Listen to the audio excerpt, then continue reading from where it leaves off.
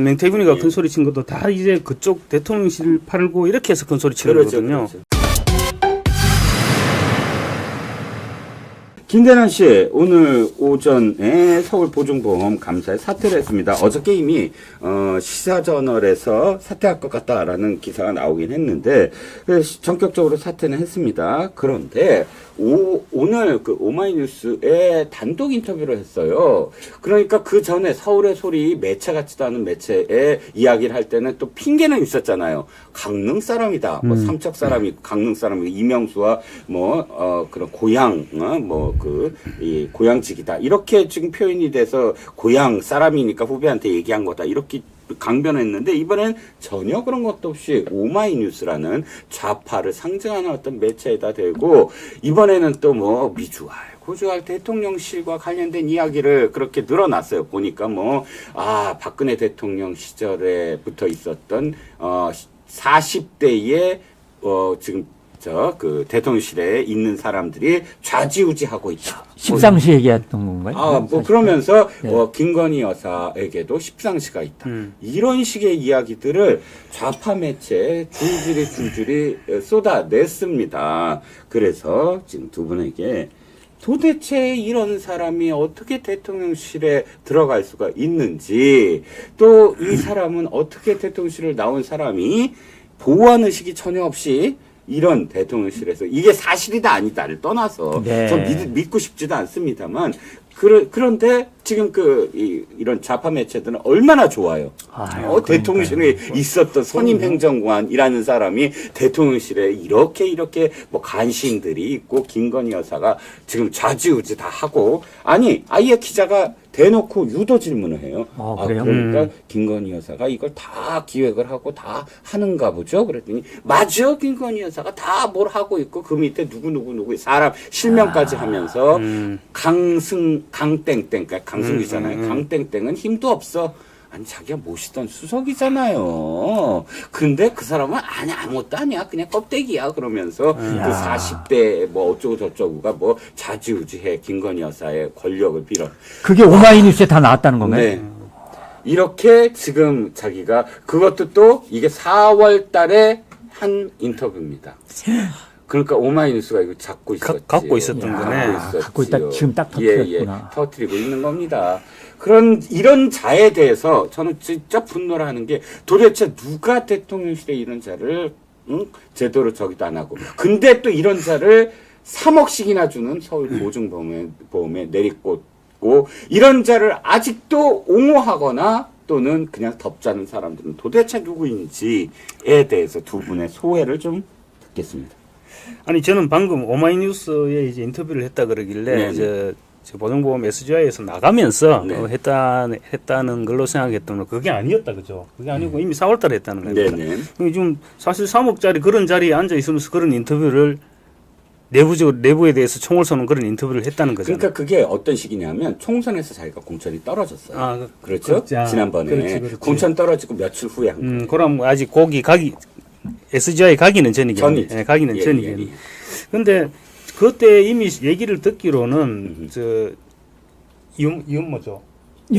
용인갑이 거기서 밀리면서 소문은 그렇게 나돌았거든요. 어디 가도 한 자리 안 가겠나 이런 얘기까지 기자들끼리 충분히 하고 그런 얘기 있었단 말입니다.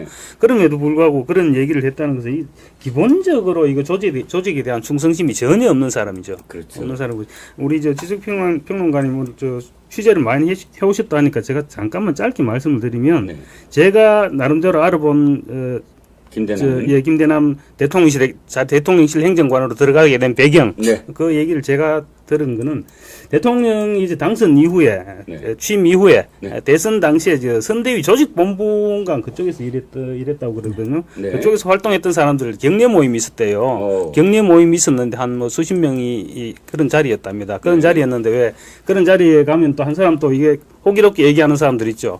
그 중에 한 사람이 손을 들고 김대남 같은 사람 왜 대통령실 안 넣어주는 대통령 자리에 있을 때 그렇게 큰 소리를 얘기를 했다는 거거든요. 그리고 자기가 듣기로는 그리고 그 며칠 뒤에 김대남이가 서류를 올리고 이렇게 했다 이렇게 들었다고 저는 그렇게 전해 들었거든요.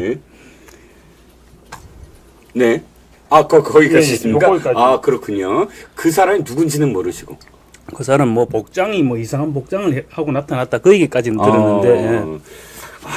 참. 자, 지석규 평론가님. 그러니까 이제 이 친구가 네네. 대통령실에 어떻게 들어갔느냐 이제 이런 과정이 하나가 이제 우리가 궁금한 게 있는 거고 네. 그 이전에요 이런 자들이 대통령실을 들어간 것 네. 이게 지금 심각한 건데 여러분들이 심각하죠. 여러분들이 그 과정도 있지만 네. 또 이런 자들이 간 것 이게 더 사실 본질적이잖아요. 그렇지. 여러분들이 아셔야 될 게요. 정치권에는 정치꾼들과 정치 몰입에 네. 정치 거강꾼들이 바글바글 하거든요. 네. 이런 게 검증돼야 되는 겁니다. 네. 그러니까 그렇죠.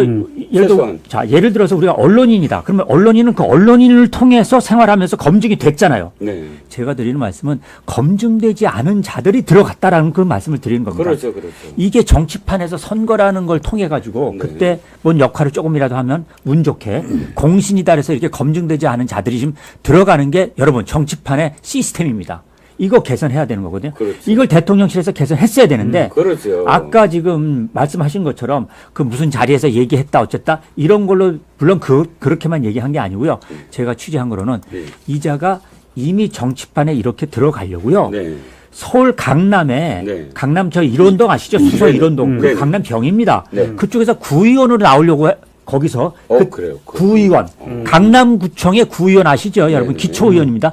여기 나가려고부터 자리 잡고 움직이기 시작했던 이런 자인데 그 강남구 쪽에서 평가는 정치꾼이라는 얘기예요. 거강꾼. 그래서 그때도 이미 저 밑으로 이렇게 쳐놨던 친구였는데 네. 우연히 이제 대통령 선거 가면서 물론 강남구청장 선거도 이자가 후보로 나가려고 했었습니다. 네.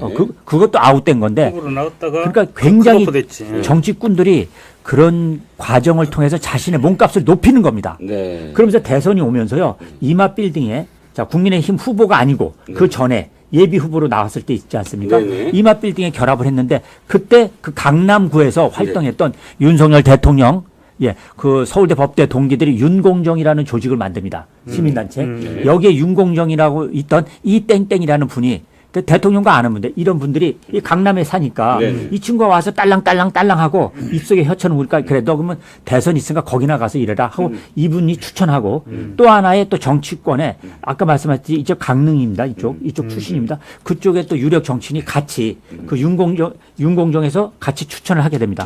그 이마 빌딩에 딱 들어갔더니 아까 얘기하셨잖아요. 이 친구가 조직 쪽에 배치가 되는데 그 옆에 지금 말씀하셨던 정치인도 있고 신지호 지금 전략 지금 부총장 또 거기 옆에 있었습니다. 그래서 신지호가 딱 해서 자기 파트가 아니니까 이걸 이제 강승규한테 그때 이마 빌딩에 강승규도 있었고요. 이렇게 해서 들어가게 되는 겁니다. 이래서 이제 이 이후에 아까 말씀하셨듯이 바로 대통령실에 못 들어가니까 이 사람 저 사람들이 이 친구가 딸랑딸랑하면서 입속에 혀처럼 나머지 사람들을 꼬시면서 이 꾼들이 들어가기 시작하는 겁니다. 그러면서 대통령이 추천이 됐거든요. 이래서 들어가게 된 겁니다. 그래서 얘 얘기에 지금 뭐 강승규는 헛개비다 어쩌다 저 등등 일리가 있는 얘기와 순 거짓말이 함께 지금 섞여져 있는데 어쨌든 이런 것들을 대통령실에서 검증하지 않고 뚫려서 다 들어가게 돼 있는데 문제는 이제 이런 친구들이 대통령실에 하나냐 아니면 또 있느냐 이게 지금 저는 당면에서 걱정인 겁니다. 그렇죠. 대통령실 그게 가장 그게 제일 큰 걱정이죠. 문제죠. 현재 대통령실에도 이런 사람들이 아직도 뭐 고개 들고 막 목소리 높이고 하면서 좌지우지 하고 있다면 그건 끔찍한 일 아닙니까? 원래 또 그런 사람들의 목소리가 큽니다. 그렇죠. 그리고 또 뭐 이거 저 누굽니까 명 이 사람이 그렇게 큰 소리 친 것도 명태균이? 명태균이가 큰 소리 친 것도 다 이제 그쪽 대통령실 팔고 이렇게 해서 큰 소리 치는 거거든요. 그렇죠. 예. 오늘 그 또 동아일보에 한 면에 걸쳐서 3시간 30분 동안 진짜. 명태균과 이야기를 했다는데 그런 거를 왜 동아일보에서 그렇게 또 보도를 하죠? 정말 저는 최악이었습니다. 그러니까 내용이 다 이거예요. 기자가 물으면 바로 반문을 해요. 뭐 기자가 아니 그럼 대여섯 번 그 아크로비스타에 가신 겁니까? 그랬더니 바로 반문을 해요. 그런 정도면 뭐 그건 방송이라고 할 수 있나? 뭐 이런 식의 허세 있잖아요. 그러면 기자 출신 입장에서 기자 입장에서 네네. 저런 이제 저 명태균의 저런 진짜 황당한 답변들 있죠. 네. 이거 어떻게 보십니까? 진실성 측면에서. 아니요, 진실성의 문제가 기자 아니고, 지금, 그러니까 동아일보 같은 경우, 아니, 말씀. 저 진행자입니다. 그런데 저게는 지금 평론가님. 진실에 근거한 보도라기보다도 네. 그냥 그 뭐라 그럽니까? 핫 이슈. 그냥 이 보도가 나가면 사람들이 많이 궁금해하고 많이 볼 것이다. 그런 쪽에 포인트를 맞춰서 보도를 한 거죠.